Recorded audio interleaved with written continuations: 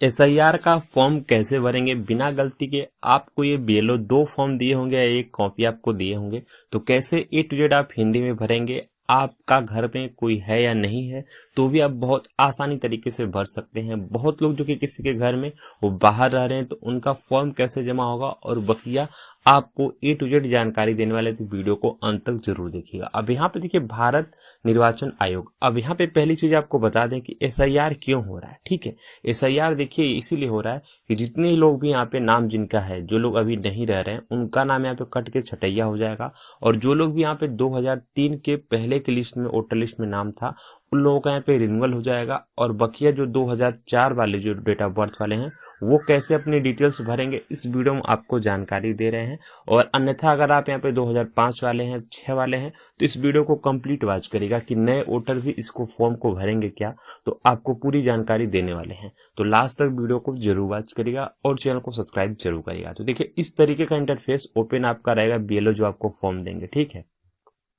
QR code रहेगा, आपका यहाँ पे फोटो रहेगा जो पहले रहेगा, और यहाँ पे एक आपको प्रेजेंट में फोटो लगाना है। यहाँ पर देखेंगे निर्वाचन का आपका नाम रहेगा, आपका ईपिक नंबर मतलब वोटर कार्ड नंबर रहेगा, आपका यहाँ पे पता रहेगा। ठीक है, अभी देखिए यूपी में भी हो रहा है, वेस्ट बंगाल में हो रहा है, असम में हो रहा है, तो जहां जहां पर भी विधानसभा चुनाव होने वाले हैं वहां पर एसआईआर हो रहा है। ठीक है, और यहाँ पे आपका क्रम संख्या लिखा गया है, जो आपका पोलिंग बूथ है, जो आपका विधानसभा है वो जानकारी दी गई है, और ऊपर आपका लिखा गया है गणना प्रपत्र और यहाँ पे बीएलओ का नाम और उनका मोबाइल नंबर, आप जिनसे कांटेक्ट कर सकते हैं।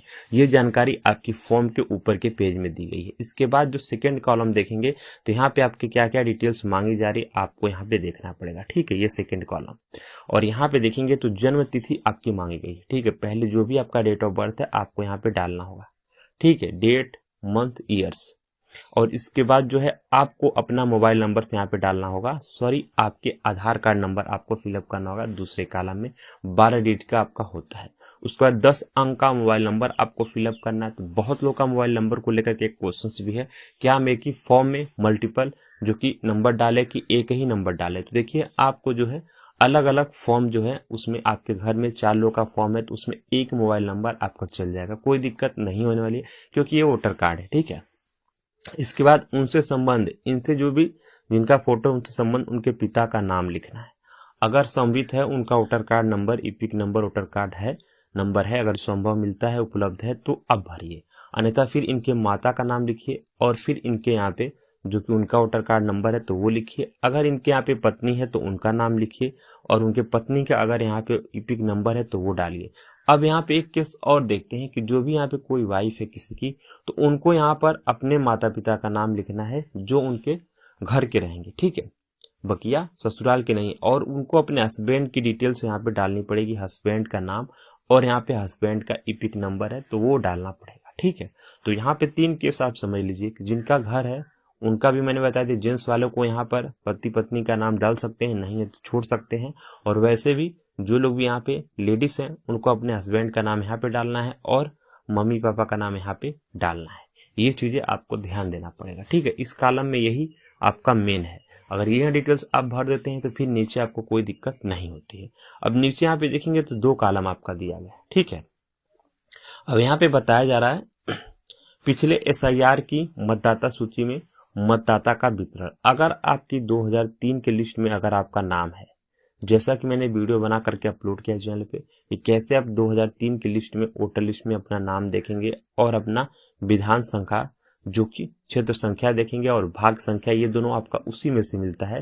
तो इस वीडियो को देखने के बाद चैनल पे विजिट करके वीडियो को देखिएगा जहां से आप वोटर लिस्ट अपना डाउनलोड करके अपना नाम चेक कर पाएंगे। ठीक है, अगर उसमें आपका नाम है मतलब 2003 की लिस्ट में आपका पहले नाम है, ठीक है, तो आपको नाम डालना है, अपना वोटर कार्ड नंबर डालना है, और यहाँ पे जो है अपने पिता का नाम डालना है, उनके संबंध क्या है पिता, और जिला आपको डालना है, राज्य, और यहाँ पे जो है विधानसभा क्षेत्र का नाम डालना है। ये डालना होगा जब आपकी 2003 की लिस्ट में आपकी नाम है वोटर की मतलब। ठीक है, और उसके बाद अगर यहाँ पे लिस्ट में अगर आपका नाम नहीं है 2003 की लिस्ट में तो ये कॉलम आपको फिलअप नहीं करना है। इसके लिए फिर आपको ये कॉलम भरना है पिछले कॉलम में दिए गए संबंधित वितरण पिछले एसआईआर के अनुसार। मतलब अगर आपके मम्मी पापा का नाम यहाँ पे नहीं है, ठीक है, सॉरी आपके 2003 की लिस्ट में आपका नाम नहीं है, तो फिर आपके जो मम्मी पापा का 2003 के हिसाब से जो उनका SIR में नाम है उनका यहाँ पे किसी एक जन का डिटेल्स भरना है, या मम्मी का या फिर फादर का।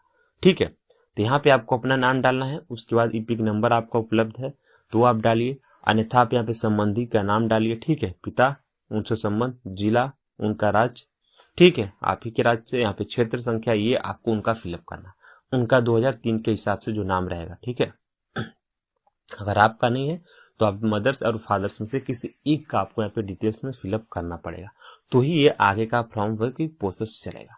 अब यहाँ पे जो लोग नए लोग हैं वो लोग क्या करेंगे, ठीक है, लेकिन उससे पहले एक चीज और समझिए, यहाँ पे नीचे देखिए सिग्नेचर है और थंब है, और यहाँ पे आपका BLO का सिग्नेचर आएगा। अब मानिए किसी के हस्बैंड, किसी के आदमी, किसी के पापा बाहर रह रहे हैं, तो उनका फॉर्म जो है वो अपने घर पे खुद ही कोई भी भर सकता है, कोई दिक्कत नहीं है, सिग्नेचर और यहाँ पे कर सकते हैं, कोई दिक्कत नहीं। क्योंकि देखिए SIR इसीलिए हो रहा है कि वेरिफिकेशन हो जाए कि जो लोग हैं तो उनका यहाँ पे फॉर्म उनको देना मैंडेटरी हो गया है, उनका फॉर्म भरना ही पड़ेगा।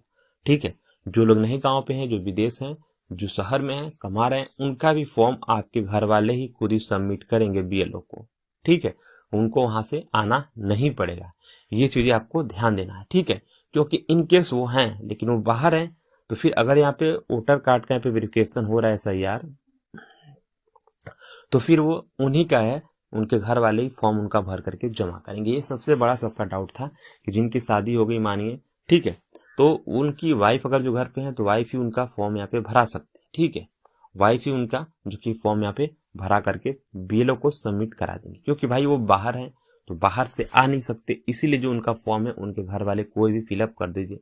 अभी मानिए आपके कोई भाई हैं, ठीक है, आपके भाई हैं, तो भाई का उनके पिता जो घर पे हैं और भाई जो है उनके बाहर है, ठीक है, उनके बच्चे बाहर हैं, तो पिता ही यहाँ पे सबका फॉर्म को यहाँ पे जमा कर देगा BLO को भर के। क्योंकि इन केस में ये होता है कि अगर आपके बेटे नहीं घर पे हैं, ठीक है, अगर आपके यहाँ पे बहू नहीं घर पे हैं, अगर आपके यहाँ पे हस्बैंड घर पे नहीं है, तो फिर इन केस में घर वाले ही फॉर्म यहाँ पे BLO को सबमिट कर देंगे अपने हाथ से भर करके। ठीक है, इसमें कोई भी क्वेश्चंस आपका नहीं रहने वाला कि क्यों कोई नहीं भर सकता।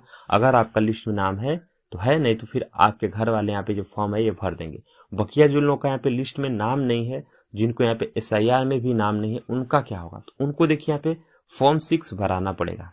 ठीक है, फॉर्म 6 जो है वोटर के लिए, नए रजिस्ट्रेशन के लिए उनको फॉर्म BLO से भराना पड़ेगा। तो आप लोग BLO से संपर्क करिए, तो ही आप लोग का नया यहाँ पे फॉर्म जमा हो जाएगा, क्योंकि विधानसभा चुनाव आपके उत्तर प्रदेश में 2027 में होने वाले हैं। ठीक है, तो इसके लिए भी आपको नए फॉर्म अप्लाई करने पड़ेंगे। बकिया जिनका SIR की लिस्ट में नाम आया है, बहुत लोगों का नहीं आया होगा, तो आप लोग भी नए फॉर्म भरिए, और जिन लोगों का आया है वो लोग जमा कर दीजिए। जो भी बाहर रह रहे हैं उनके घर के लोग उनके फॉर्म भर के जमा कर सकते हैं, कोई दिक्कत नहीं है। ठीक है, पति पत्नी का यहाँ पे जमा कर सकता है और पति पत्नी की भी भर के फॉर्म जमा कर सकती है, BLO को सीधा यहाँ पे देना होगा। कोई और क्वेश्चन आपके मन में डाउट में है तो कमेंट से पूछिए, चैनल को सब्सक्राइब जरूर करें।